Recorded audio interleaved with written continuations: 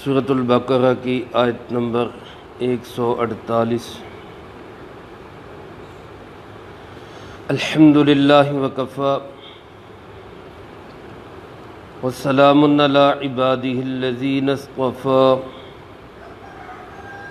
خصوصاً علی سید الرسل وخاتم الانبیاء وعلی آلہ واصحابہ الاتقیاء۔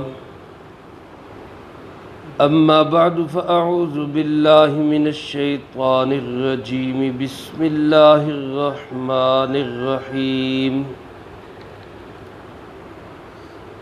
وَلِكُلٍّ وِجْهَةٌ هُوَ مُوَلِّيهَا فَاسْتَبِقُوا الْخَيْرَاتِ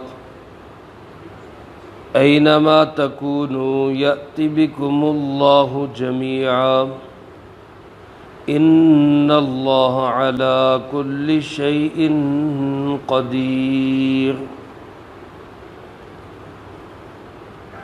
وَلِكُلٍّ وِجْهَةٌ، اور ہر امت کے لیے ایک قبلہ ہے، ہوا مولیہا، جس کی طرف وہ رخ کرتے ہیں۔ فاستبقوا الخیرات، سو تم نیکی کے کاموں میں ایک دوسرے سے آگے بڑھو۔ اینما تکونو، جہاں کہیں بھی تم ہووگے، یأتی بکم اللہ جمیعا، اللہ پاک تم سب کو اکٹھا کر کے لے آئے گا۔ ان اللہ علی کل شیء قدیر، بے شک اللہ پاک ہر چیز پہ قدرت رکھنے والا ہے۔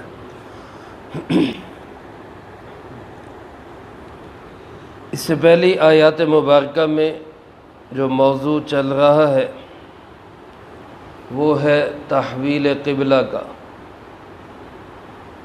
جناب محمد کریم خاتم النبیین صلی اللہ علیہ وآلہ وسلم نے مکہ مکرمہ کے اندر جو عبادت کی، تو آپ کی عبادت میں آپ کا رخ مبارک بیت اللہ کی طرف ہوتا تھا، قبلہ بیت اللہ تھا۔ جب آپ صلی اللہ علیہ وسلم ہجرت فرما کر مدینہ منورہ تشریف لائے تو ابتدائی 16-17 مہینے تک قبلہ بیت المقدس رہا، پھر اس کے بعد قبلے کو بیت اللہ کو ہی قبلہ قرار دے دیا گیا۔ اس عمل کو تحویل قبلہ کہا جاتا ہے، قبلے کا بدلنا۔ جب یہ دوبارہ بیت اللہ کو قبلہ بنایا گیا تو کفار نے، مشرکین نے اور یہود و نصارہ نے بڑا پروپیگنڈا کیا کہ جناب یہ کیا صورتحال ہے، کبھی ادھر رخ کرتے ہیں کبھی ادھر رخ کرتے ہیں، کیا ان کو ایک دین پہ ٹھہراؤ نہیں ہے، استقامت نہیں ہے؟ اور مشرکین کہنے لگے کہ جناب پہلے انہوں نے ہمارا قبلہ چھوڑا، ہمارا دین چھوڑا، آباء و اجداد کے خداؤں کو چھوڑا، پھر قبلہ بھی چھوڑا، اب قبلے کی طرف واپس آ گئے تو شاید یہ باپ دادے کے دین کی طرف بھی واپس آ جائے۔ تو اللہ پاک نے اس کے مختلف جوابات گزشتہ آیات میں دیے ہیں۔ اس آیت مبارکہ میں ایک اور حکمت بیان کی، تحویل قبلہ کی ایک اور حکمت، اور وہ حکمت یہ ہے کہ جب بھی اللہ رب العالمین نے کسی امت کو پروان چڑھایا ہے، کسی امت کو اللہ پاک نے دنیا کے اندر عزت دی ہے، تو ان کا قبلہ الگ رہا ہے۔ حضرت سیدنا موسیٰ علی نبینا علیہ الصلاۃ والسلام کی شریعت میں اللہ پاک نے ان کی امت کو اس وقت کے لوگوں پہ فضیلت دی تو ان کا قبلہ الگ قرار دیا گیا، بیت المقدس کو قرار دیا گیا۔ اب جناب محمد کریم صلی اللہ علیہ وسلم ایک الگ نبی ہے اور ان کی امت ایک الگ امت ہے، تو جب پہلی امتوں کے لیے قبلہ الگ رہا تو اس امت کے لیے بھی قبلہ الگ ہونا چاہیے۔ اس پہ کسی کو کیا اعتراض ہے؟ اور یہ نبی بھی سارے نبیوں سے افضل، اس نبی علیہ الصلاۃ والسلام کی امت بھی ساری امتوں سے افضل، تو اس نبی علیہ السلام کی امت کا قبلہ بھی سب سے افضل جگہ ہونی چاہیے، اور کائنات میں سب سے افضل جگہ اللہ کا گھر بیت اللہ ہے۔ پہلا گھر بھی یہی ہے، سب سے بالا اور اعلیٰ گھر بھی یہی ہے، تو لہذا اس امت کا جو سب سے افضل امت ہے، اس کا قبلہ بھی بیت اللہ ہی ہے۔ اللہ پاک فرماتے ہیں وَلِكُلٍّ وِجْهَةٌ، ہر امت کے لیے کوئی نہ کوئی وجہ رہا ہے۔ وجہ کا معنی جس طرف کو وہ رخ کرے، یا وجہ کا معنی قبلہ۔ جب ہر امت کے لیے قبلہ رہا ہوا مولیہا، جس کی طرف وہ رخ کرتے رہے، تو اس امت کے لیے بھی اللہ پاک نے بیت اللہ کو قبلہ قرار دیا، تو اس میں کون سی کوئی اعتراض کی بات ہے؟ کسی کو کوئی اشکال نہیں ہونا چاہیے، ٹھیک ہے، ایک الگ نبی، الگ امت، ان کے لیے ایک الگ قبلہ ہو۔ اور دوسری بات اللہ پاک ارشاد فرماتے یہ اصل نہیں ہے کہ رخ کس طرف ہے، یہ اصل نہیں ہے۔ رخ تو جدھر بھی، جیسے گزشتہ آیات میں گزر چکا کہ کسی بھی طرف رخ ہو، اینما تولوا فثم وجہ اللہ، جس طرف بھی رخ کرے اللہ تو ہر طرف موجود ہے۔ اللہ رب العالمین جانب سے، سمت سے، ایک سائیڈ پہ، اوپر نیچے، دائیں بائیں سے پاک ہے، مبرہ ذات ہے، براء البراء ذات ہے۔ جدھر بھی رخ کرو گے اللہ پاک ادھر ہی موجود ہے۔ اصل چیز جو ہے وہ کیا ہے؟ وہ ہے خیر کے کام کرنا، عبادت کرنا۔ آگے بھی اسی پارے کے اندر آ گئے لیس البر ان تولوا وجوہکم قبل المشرق والمغرب ولکن البر من آمن باللہ۔ نیکی یہ نہیں کہ ادھر رخ کریں یا ادھر رخ کریں، ساری نیکی اسی میں نہیں بند ہے، بلکہ اصل نیکی یہ ہے کہ انسان ایمان لائے، اعمال صالحہ اختیار کرے، اللہ پہ ایمان ہو، آخرت پہ ایمان ہو، جناب محمد کریم صلی اللہ علیہ وسلم پہ ایمان ہو، اور خیر کے کام کرے۔ اس لیے اللہ پاک فرماتے قبلے کی بحث چھوڑو، ہر ایک امت کے لیے الگ قبلہ رہا ہے، اس امت کے لیے بھی ہو گیا، تو کوئی ایسی اچھمبے کی بات نہیں، کوئی حیرانگی کی بات نہیں۔ جو اصل کام ہے وہ نیکی کرنا ہے، لہذا فاستبقوا الخیرات، خیر کے کاموں میں ایک دوسرے سے آگے بڑھو۔ استباق کا معنی ہوتا ہے کسی کے ساتھ مقابلہ کرنا، آگے بڑھنا، تو خیر کے کام ایسے کام ہیں جن میں آگے بڑھنا چاہیے۔ حضرت علی کرم اللہ وجہہ کا ارشاد مبارک ہے کہ 3 کام ایسے ہیں جن میں تاخیر نہیں کرنی چاہیے، 3 کاموں میں جلدی کرنی چاہیے، تاخیر نہیں کرنی چاہیے۔ ایک کام یہ کہ جب نماز کا وقت ہو جائے تو پھر نماز میں تاخیر نہیں کرنی چاہیے۔ دوسرا کام یہ کہ جب جنازہ تیار ہو جائے تو پھر جنازہ پڑھنے میں اور تدفین کرنے میں دیر نہیں کرنی چاہیے۔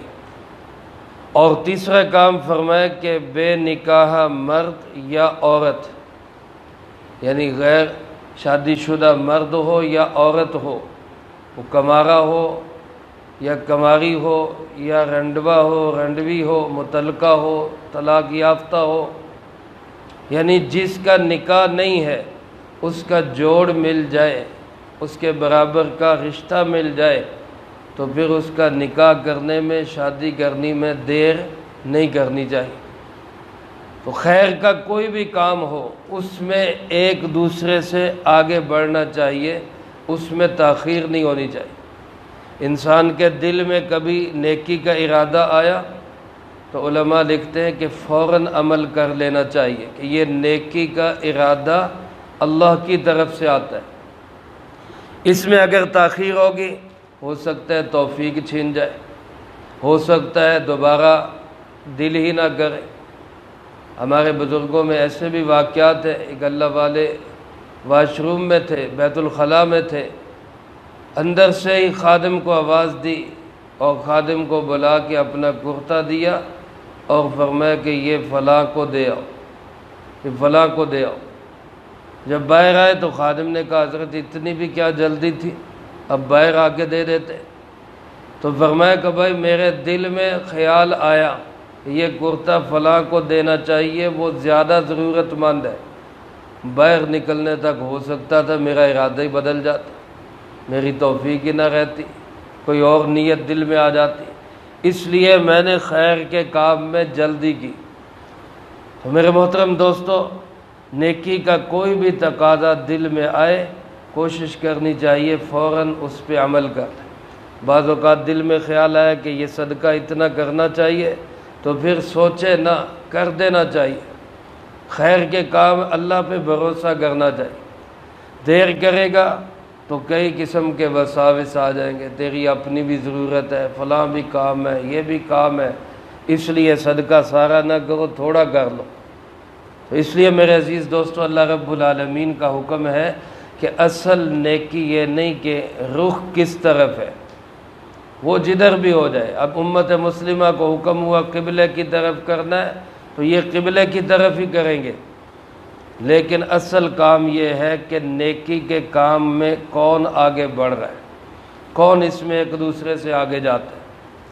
اور میرے عزیز دوستو، بعض ائمہ حضرات نے اسی سے استدلال کیا ہے کہ نماز کو اول وقت میں پڑھنا چاہیے، نماز کا وقت شروع ہو تو فوراً پڑھ لینا چاہیے۔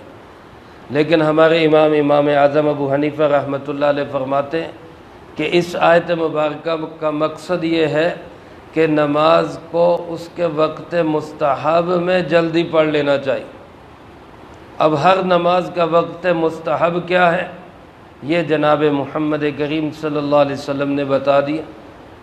عشاء کی نماز کے بارے میں آپ صلی اللہ علیہ وسلم کا معمول یہ تھا، بخاری وغیرہ میں یہ حدیث موجود ہے کہ آپ صلی اللہ علیہ وسلم عشاء کی نماز کو دیر سے پڑھنا پسند کرتے تھے، 1/3 رات تک، کم از کم رات کے تیسرے حصے تک، یعنی رات جب سے شروع ہوئی وہاں سے لے کر ختم ہونے تک اس کے 3 حصے کیے جائیں تو تیسرا حصہ جو آج کل تقریباً کوئی 9:30 10 بجے کے قریب ہوتا ہے، اتنی تاخیر آپ صلی اللہ علیہ وسلم پسند کرتے تھے۔ اب نمازوں کے اوقات مستحب آپ نے بتائے۔ ایک مرتبہ ظہر کی نماز کا وقت ہوا، حضرت بلال رضی اللہ تعالیٰ عنہ اٹھ کے اذان دینے لگے، آپ نے فرمایا ابھی ٹھہر جاؤ، تھوڑا سا موسم ٹھنڈا ہونے دو، تھوڑا موسم ٹھنڈا ہونے دو، ابھی وقت انتظار کرو۔ اور ساتھ ہی یہ ارشاد فرمایا جس کا مفہوم یوں ہے کہ گرمی کی شدت یہ جہنم کے ایک سانس کا اثر ہے۔ تو گویا اس میں یہ بتا دیا کہ گرمیوں کے اندر ظہر کی نماز وہ قدر تاخیر سے پڑھنی چاہیے، یہ اس کا مستحب وقت ہے۔ اور فجر کے لیے مستحب کیا ہے؟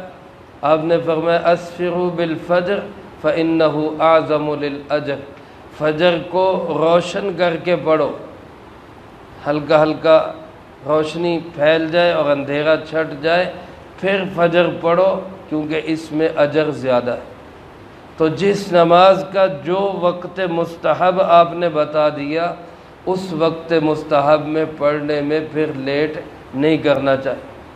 فاستبقوا الخیرات، اللہ پاک فرماتے اینما تکونوا یأتی بکم اللہ جمیعا، دنیا میں جہاں کہیں بھی ہوگے، مشرق مغرب شمال جنوب بر اعظم ایشیا ہو امریکہ ہو افریقہ ہو کوئی بھی ہو، جہاں کہیں بھی ہو رخ تمہارا کس طرف ہونا چاہیے؟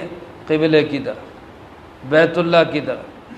تو جس طرح اللہ پوری دنیا کے تمام مسلمانوں کو ایک قبلے پہ جمع کر سکتا ہے اور کر دیا ہے اللہ نے، اسی طرح اللہ پاک قیامت کے دن سب کو ایک میدان میں جمع کرے۔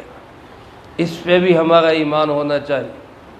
ہمارا ایمان ہے مرنے سے انسان ختم نہیں ہو جاتا، بلکہ مرنے کے بعد ایک اور نئی زندگی شروع ہو جاتی۔ اور اس زندگی میں جو کچھ اس زندگی میں کیا ہے اس کا حساب کتاب ہوگا۔ اچھے اعمال زیادہ ہوں گے تو وہاں انسان کامیاب ہوگا، خدا نخواستہ برے اعمال زیادہ ہو گئے تو پھر اللہ اپنی مرضی سے فیصلہ کریں گے۔ تو میرے محترم دوستو، اللہ پاک نے اس عقیدے کو واضح کیا کہ اینما تکونو، تم لوگ جہاں کہیں بھی ہوو گے، پہاڑوں میں، صحراؤں میں، سمندروں میں، ہواؤں میں، کوئی کہیں بکھر گیا، جہاں کہیں بھی تم ہوو گے، یأتی بکم اللہ جمیعا، اللہ پاک تم سب کو واپس لے آئے گا، اللہ سب کو ایک میدان میں جمع کر دے گا۔ تو جس طرح اللہ رب العالمین نے آج پوری انسانیت کو، بالخصوص امت مسلمہ کو ایک قبلے پہ جمع کر دیا، تو عقیدہ یہ بناؤ کہ مرنے کے بعد تمام انسان بھی ایک میدان میں جمع ہو جائیں گے۔ اس پہ ایمان رکھو، یہ ہے اصل۔ نیکی کے کاموں میں آگے بڑھو، اللہ پہ ایمان رکھو، آخرت پہ ایمان رکھو، جناب محمد کریم صلی اللہ علیہ وسلم پہ ایمان رکھو، یہ بنیادی چیز ہے۔ تمہاری کامیابی اسی میں ہے کہ اللہ کی مان کر چلو، نبی کریم صلی اللہ علیہ وسلم کے پیچھے پیچھے چلو، باقی قبلہ ادھر ہے ادھر ہے اس سے بحث نہ کرو۔ اگر کوئی شخص یہ کہے کہ دنیا جہان میں اربوں انسان بکھرے ہوئے، لاکھوں کروڑوں انسان گزر گئے، اربوں موجود ہیں، قیامت تک پتہ نہیں کتنے آئیں گے، اتنے لوگوں کو اکٹھے اللہ پاک کیسے کرے گا؟ اللہ پاک فرماتے ان اللہ علی کل شیء قدیر، بے شک اللہ پاک ہر چیز پہ قدرت رکھنے والا ہے۔ سب کہہ دیں بے شک، اللہ ہر چیز پہ قدرت رکھنے والا ہے، وہ جو چاہے کر سکتا ہے۔ لہذا مرنے کے بعد تمام انسانوں کو ایک جگہ پہ اکٹھا کرنا بھی اس کے لیے کوئی مشکل نہیں ہے۔ اللہ پاک مجھے آپ کو ان آیات مبارکہ کا مفہوم سمجھنے کی توفیق نصیب فرمائے، قرآن و سنت کی صحیح سمجھ نصیب فرمائے، اور اس پہ عمل کر کے دوسروں تک پہنچانے کی توفیق عطا فرمائے۔